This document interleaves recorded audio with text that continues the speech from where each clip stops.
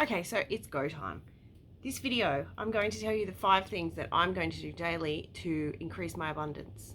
And it's already working. Okay, so first of all, we're going to get straight into it. If you haven't watched my other videos, feel free to subscribe. I'm on this new journey where I'm gonna change my world by changing my beliefs. That's it. So if you're keen to do the same in your life, this is why I'm making this video. So number 1, seeing everything as a gift. Everything. I mean, the sun rising in the morning. Thank you, sun. Thank you so much. Thank you for sharing your light. Thank you for always being there. Thank you for being reliable. It is a gift to you. The entire world is happening for you. Know that and embody it. When you see a butterfly fly past, oh, that was a beautiful gift.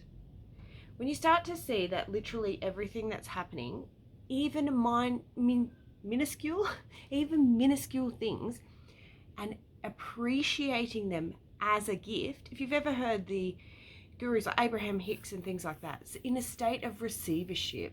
Joe Dispenza. Being in a state of receivership allows gifts to come because you are open to receive. So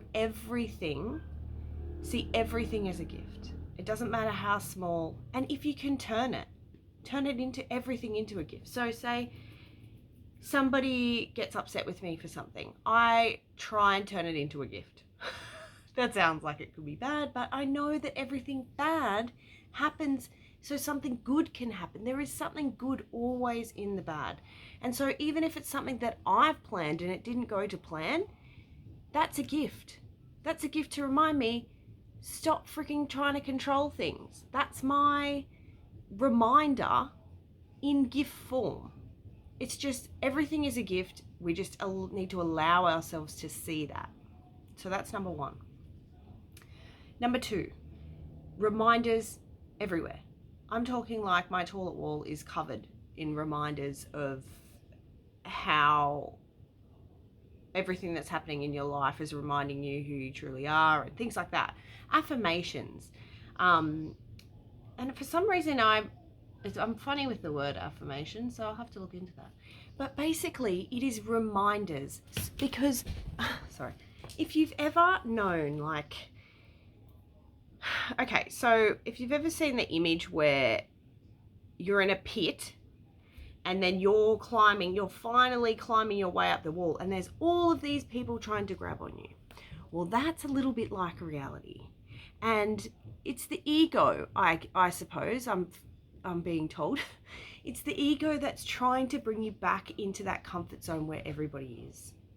And so to break out of that and to know that when you're climbing up that, you're looking back and it's not up to you to feel bad and drop yourself back into the pit because that's where everybody else is. That's another trick. That's another trick that you can't succeed because nobody else is. They love hanging that on the people with the big heart. See what they did there? Anyway. And the other thing is, you just need to keep going. You need to, they're going to be very convincing to bring you back down in this pit. And it's invisible. Because when I say they, that's just life. Life's going to convince you in so many ways. Because when you're cracking out of this shell, there's a lot of stuff that you're going to come to see that, originally, that's what makes it so fun, is because we weren't able to see it. And if we could see it the whole time, it wouldn't be so fun seeing it. So this is part of the journey. So basically, affirmations, whatever it takes, everywhere. Write and lipstick on your bedroom mirror. Do whatever it takes. Stick them when you think it's a crazy spot, and if you spend most of the time in the car, put something in the car. Play something in the car. That's on my list as well. No, this is it. Play something in the car. Constantly. So when I was on the self-love journey, it was 24/7. I was listening to these meditations before I went to bed. I was up, I was reading books. And then I was Sorry, some spam's calling me.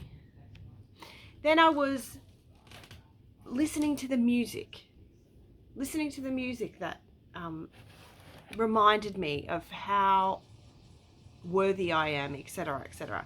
You know, I used to hear my mum listen to these tapes in the car and be like, oh God. But seriously, again with the pit, because everything in the world tries to pull you back down again. And you know, the world is just us.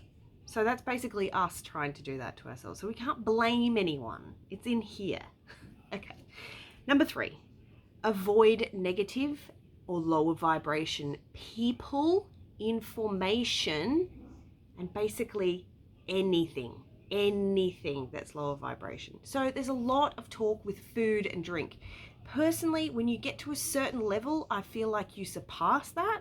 But if you are there, or you need, or that is a belief system that you have acquired, I highly recommend doing that, because it's all about what you believe. So as long as you're not hating on yourself for doing something else, that's when there's a problem, because then you're creating a negative instead of building a positive.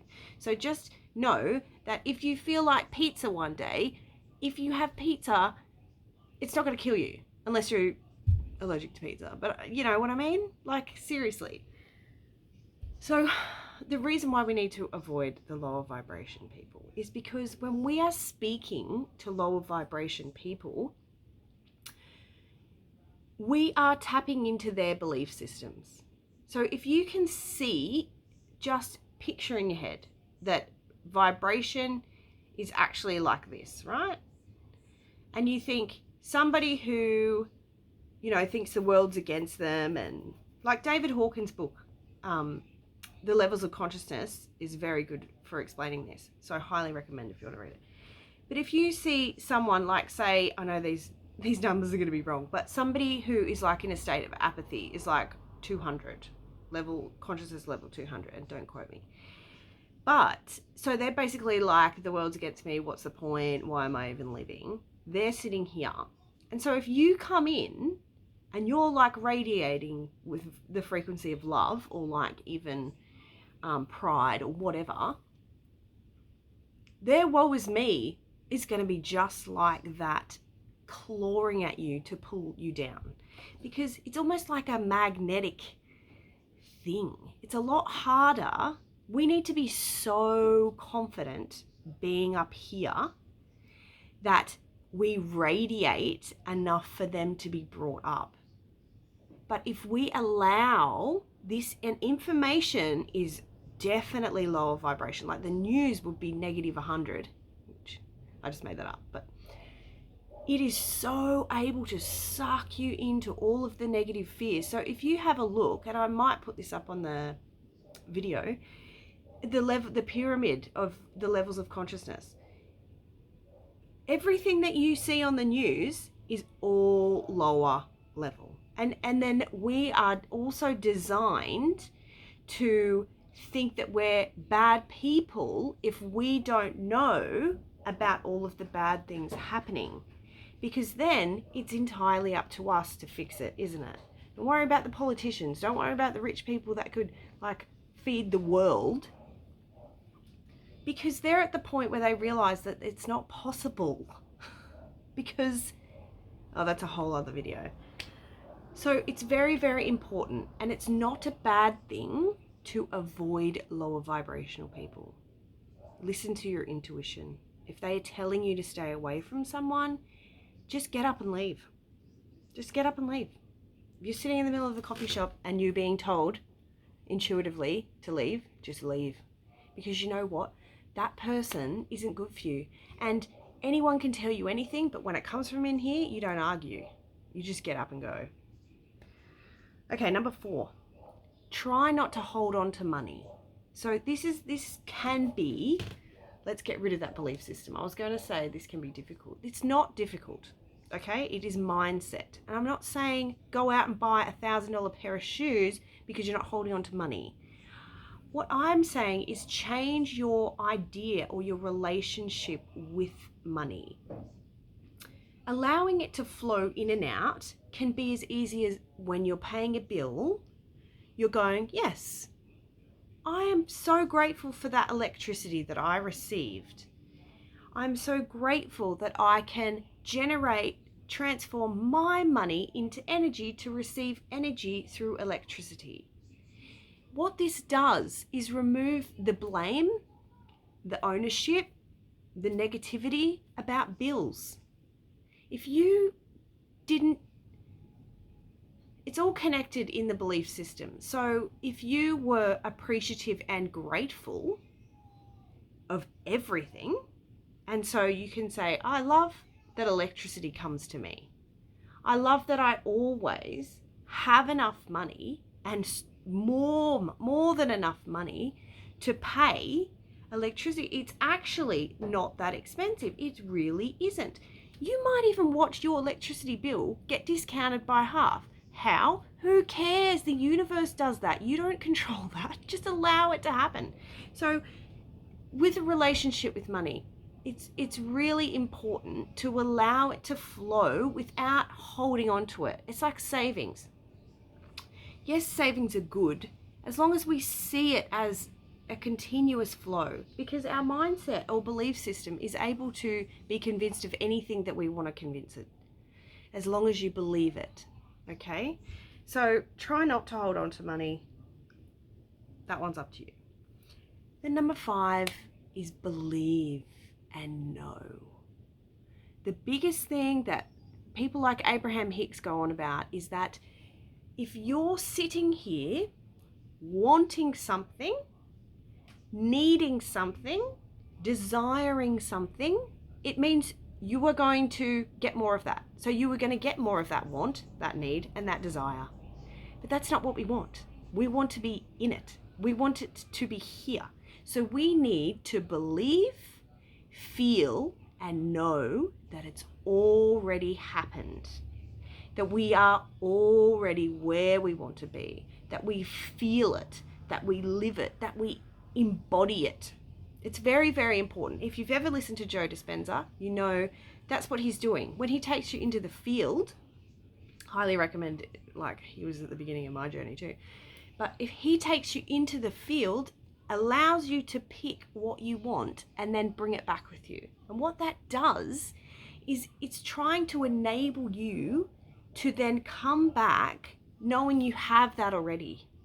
You're already in it. You're already living it. And it's really, really important. It's probably one of the most important, because ultimately all of this is enabling you to believe it to the point where you create it in your reality. And so just be very, very mindful of that. Even there's lots of activities that you can do, and I might even do another video one day about how to get the information or how to set your goals. And when I say goals, I don't mean a 5-year plan. I ain't waiting 5 years. Sorry. That's another belief system.